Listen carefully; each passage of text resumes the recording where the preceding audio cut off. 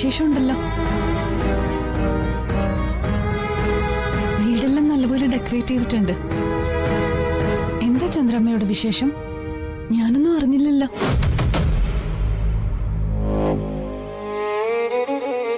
ഇനി ഞാൻ ആശുപത്രി വിട്ടു വരുന്നതിന്റെ സന്തോഷമാണ്.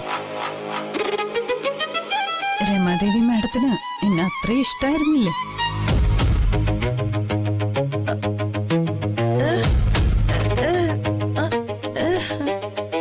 വിവാഹ നിശ്ചയോ?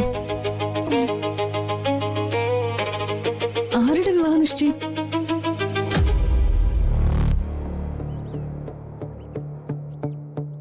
ആ, ഭദ്രൻ സാറിന്റെ മകള് അനസൂയുടേതായിരിക്കും അല്ലേ?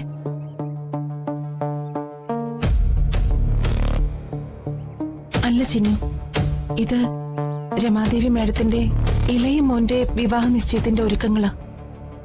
ഇളയ മകനോ?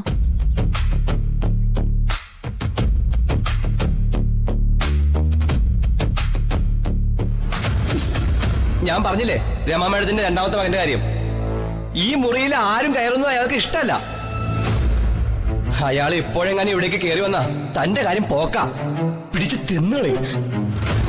മുകളിലത്തെ ആ മുറിയില്ലേ, ഇവിടുത്തെ ഇളയ മകന്റെ മുറി, അത് ഞാൻ ക്ലീൻ ചെയ്തു കേട്ടോ. ഒന്നാമത് പുള്ളിക്ക് പെമ്പിള്ളാരൊന്നും ഇഷ്ടമല്ല. പിന്നെ തന്റെ സംസാരം കൂടി ആവുമ്പോ ബഹു ഗെയിമായിരിക്കും. രമാദേവി മാഡത്തിന്റെ ഇളയ മകൻ തിരിച്ചെത്തിയല്ലേ?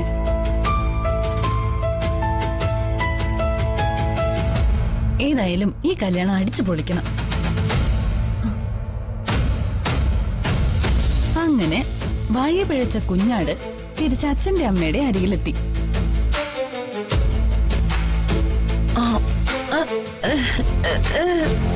അല്ല, രമാദേവി മാഡത്തിന്റെ ഇളയ മകനെ ആള് നമ്മൾ ഉദ്ദേശിക്കുന്ന പുള്ളിയല്ല. തോന്നിയതുപോലുള്ള വഴി പഴച്ച ജീവിതം അയാളുടേത്. രമാദേവി മാഡത്തിന്റെ ഏറ്റവും വലിയ തലവേദനയായിരുന്നു ആ ചെക്കൻ.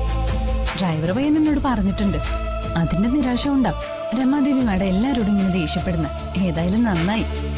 ഇനി രമാദേവി മാഡത്തിന് നമ്മളെ ഒന്നും ചീത്ത പറയാനുള്ള സമയം കിട്ടില്ല. കല്യാണത്തിരക്കിലായിരിക്കും. ഈശ്വര, പാവം ചിന്നുവിനോട് ഞാൻ എങ്ങനെ കാര്യം പറയും? എന്നാലും എന്നെ വിളിക്കാൻ ചന്ദ്രമ്മയുടെ മാനസപുത്രം വരാത്തത് ശരിയായില്ല. ആ, ചിലപ്പോ എൻഗേജ്മെന്റിന്റെ ജോലി തിരക്ക് കൊണ്ടായിരിക്കും. പാവം. ഇവിടുത്തെ സ്ഥിതി നിനക്കറിയാലോ. അധിക നേരം ഇവിടെ നിൽക്കണ്ട. പാവം. എപ്പോഴും എന്തെങ്കിലും ഒരു വിഷമം ആ പാവത്തിനുണ്ടായിക്കൊണ്ടിരിക്കും. പോട്ടെ, എല്ലാം മാറ്റിയെടുക്കാൻ പറ്റിയൊരു ദിവസം വരും. എത്ര തിരക്കുണ്ടെങ്കിലും ഈ ഡയറി എന്റെ കൈകൊണ്ട് തന്നെ എനിക്ക് കൊടുക്കണം. അത് വായിക്കുമ്പോ ആ മുഖം എനിക്ക് കാണണം. ഇതൊക്കെ പിന്നെ ആവാം. പോവാൻ നേരം ഡോക്ടർ പറഞ്ഞൊക്കെ അറിയാലോ. ദേ, നീ പോയി റെസ്റ്റ് എടുക്ക്. നീ ഇപ്പോഴേ വല്ലാതെ ടയേർഡാ. റെസ്റ്റ് എടുക്കാതെ പറ്റില്ല. വന്നേ. ചന്ദ്രമ്മ അങ്ങോട്ട് നടന്നോ. ഞാൻ ഇതൊക്കെ ഒന്ന് കാണട്ടെ. എന്താ ചിന്നു?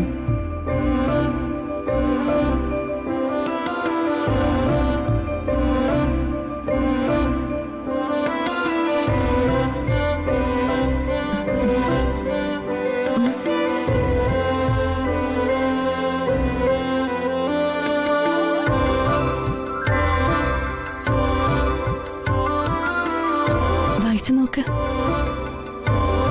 എന്റെ മനസ്സാ ഇതില്.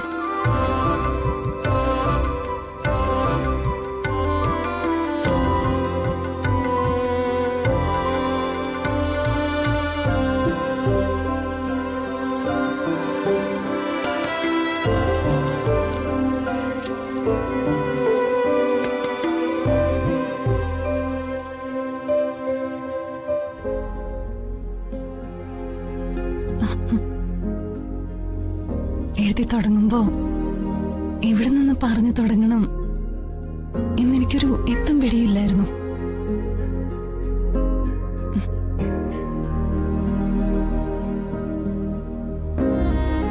എന്റെ മനസ്സിലുള്ളത് തുറന്നു പറയണമെന്ന ചിന്ത എന്നെ എപ്പോഴും എപ്പോഴും അസ്വസ്ഥമാക്കാറുണ്ട്. പക്ഷെ ആളിനെ മുന്നിൽ കാണുമ്പോ അത് വാക്കുകളായി പുറത്തു വരുന്നില്ല.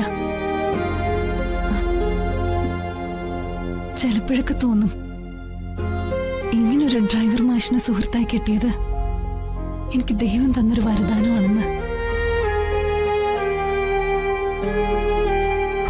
നമ്മൾ ഒരുമിച്ച് ചെലവഴിച്ച ഓരോ നിമിഷവും എന്നെ സംബന്ധിച്ചിടത്തോളം വിലമതിക്കാനാവാത്തതാ.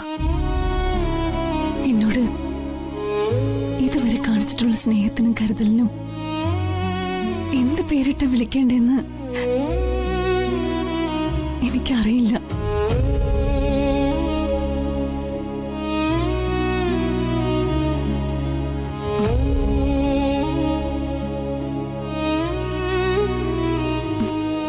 എനിക്ക് പറയാനുള്ളതെല്ലാം ഇതിലുണ്ട്.